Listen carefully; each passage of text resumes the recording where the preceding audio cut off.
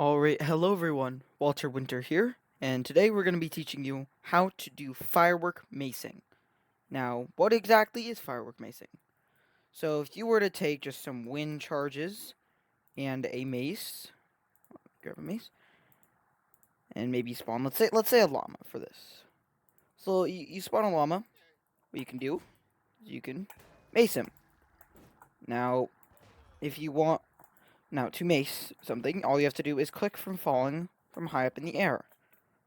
And then, boom, you mace. Which, the mace is already pretty strong. You can even put enchants on it, such as... Ooh, what the heck?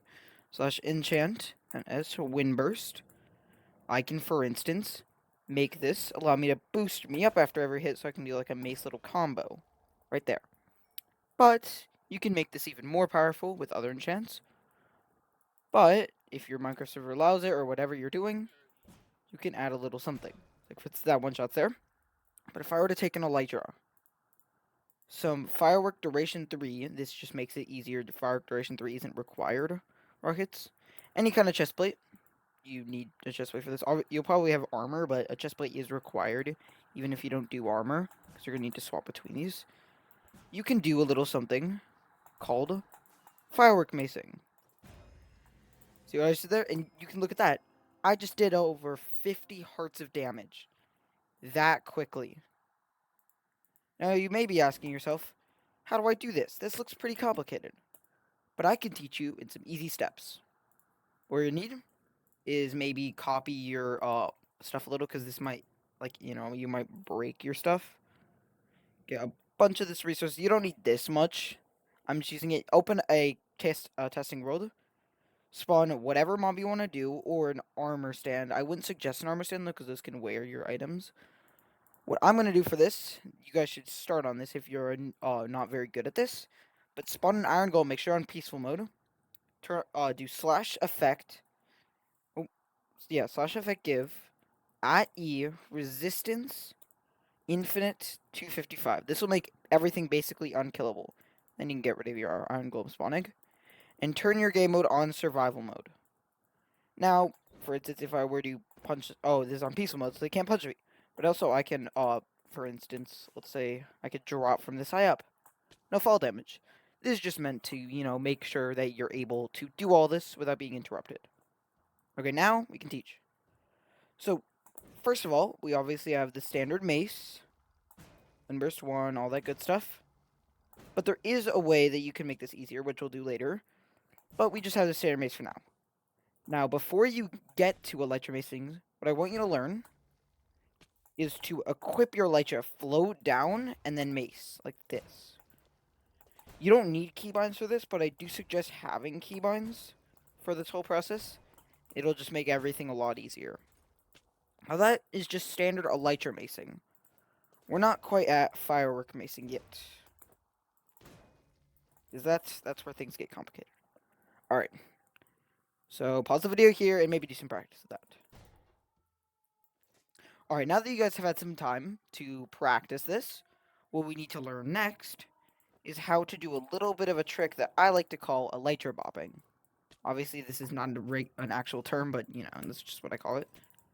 What this basically is you start with a firework, you unequip your so you have your Elytra equipped, you firework, while your firework is still going off, you re-equip your Elytra, or you unequip your Elytra, re-equip it, and press space. What this does is it keeps the momentum of the firework and allows you to make sharper turns, faster hits, and things of the such. Well, I cannot do this in F5. So how it works is I would suggest starting with a wind charge. You don't need to. Wind charge, Elytra, firework, unequip Elytra, re-equip Elytra, press space. I was doing it slower there. Then you could speed up this process.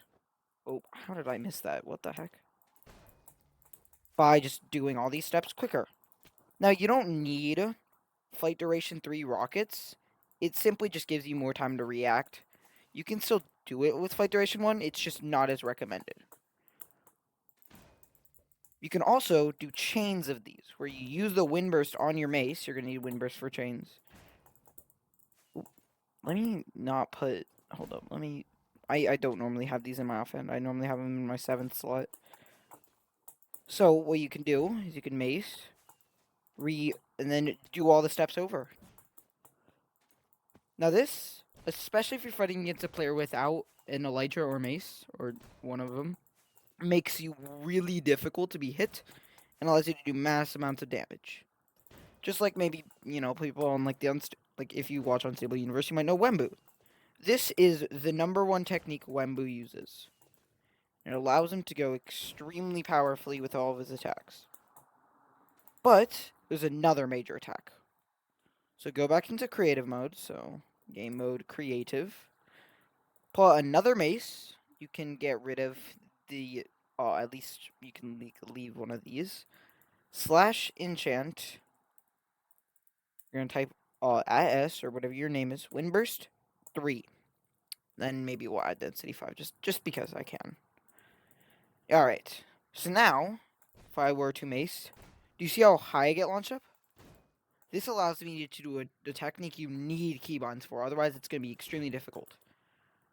What this is, it needs to start either you by macing or you by flying up in the air. So let me turn on survival mode and I can show you guys this. So you would fly up into the air, maybe do a mace. Oh, I'll actually just use this. Now, that looks really complicated, but I'll explain it.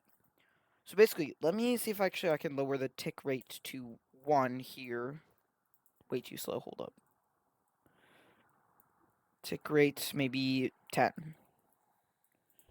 Okay, so what you can do here is mace, elytra, space, firework rocket, unequip elytra, mace. See what I'm doing there? Now the reason why this needs keybinds is look at how fast I still have to swap, even on this low of a tick rate. And I even messed it up there because I don't know what I was doing. But you windburst, elytra. You can do this at any height through your windburst. It is best to do it at the top if you want an easier time, but more damage, you want to be higher. So let me put this tick rate back at 20. Now you guys can see what this actually looks like. So let's mace this guy. Oh, and sometimes you will accidentally launch up your enemies, but in that case, all you have to do is just try and mace them through there. You don't need to use firework macing unless they're like far enough away. Ooh, I don't know what I was doing there. Oh, my firework was still on. Holy crap. Okay. As you can tell, this technique is really difficult. So that's why a lot of pro players don't use it nearly as much. But if you can get this technique down, it is going to be the most useful one. Even maybe over elytra bopping. Well, this is still a form of elytra bopping, so. Or firework bopping, my bad. Y'all know what I mean. Now, if you were to take a density 1 mace, this still could work. Or not density 1. But look at how fast you have to go there.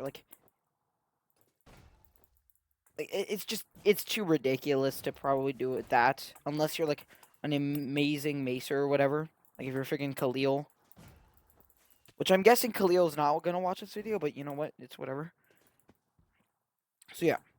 Now you can also pair these with some technique you might already know. So let me give myself a netherite sword. You can pair this with, for instance, attribute swapping. Now obviously you probably shouldn't pair this with the faster and harder version, which is this one. You should not be swapping to your sword and back. With things like elytra bopping, it is possible. I'm not able to do it yet. Remember, I'm still learning this to its full extent, so yeah. But especially for just standard elytra macing, no fireworks, it is very useful to use attribute swapping. If you don't know what that is, basically, it's swapping to your mace at the frame you click with your netherite sword already out, and it transfers the damage of the netherite sword to the mace and basically adds it. So yeah. Now, if I wanted to give myself a netherite axe, I could also, do stun slamming. I can't show it exactly here. He doesn't. He can't have a mace. Basically, all it is it allows you to break their shield and mace. Actually, hold up. For this technique, I put this. You can see there. Obviously, this is a lot easier with Windburst 1. Because actually, the higher up you go, the harder it gets. So, oop. So yeah, you can tell. It's pretty difficult. So now that you've learned all of these techniques on an iron golem, we're gonna move to the hardest dummy to practice on. Or you know what? Actually, let's do a step up. I want you to slash give yourself. Let's do what would be a good one for this one? We need a standing mob. You know what? Let's just do an armor stand. Even though this one is technically the hardest, I think you guys got it. So let me. Oh, yep, there we go. So now, I'm guessing you guys know what an armor stand is, but it acts is about. It's a little bit taller than the player. If I turn on hitboxes here, you guys can see it's a bit taller than the player and a bit skinnier. But it is pretty much the same measurements as a player. So at this point, it's good enough. And you can practice all your techniques on it. The one downside with practicing with an armor stand is the fact that you cannot take off your elytra with your chest plate too close to it. Otherwise, it'll put it on. This kind of teaches you, though, like, to do a little bit of better timings in a sense. So, like, it still is useful, though. It is a lot better than practicing on the Iron Golem because, as you can see, the dimensions of an Iron Golem are way larger. Like, if I turn on hitboxes, look at that difference. This is easily, like, 4 times bigger. Maybe not easily, but you get it. Must be, alright. So you can practice on an armor stand. You can practice all your techniques. And once you get good enough, you can practice on a real player. Now, obviously, it will take some time to learn these techniques, so you gotta be patient. These techniques are difficult, depending on which technique you're doing. Like, for instance, this one, especially on armor stands, can get really difficult. So let me actually do this real quick. Oh, I broke the armor stand. And every time you do break it, you do have to reapply the effect. So it's Yeah, there we go. And you can also combo them into each other. Like, you can combo a attribute swap to, let's give this one a name. Let's call it elytra slamming. This one, where you do the rocket while going down with the Windburst 3. Yeah, that's what we'll call it. We'll call it elytra slamming. So you can combo like an attribute into an elytra slam into an elytra bop. Like, let me do that real quick.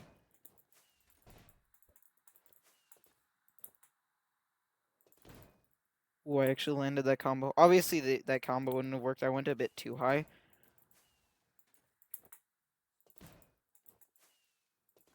All right. It's as simple as that.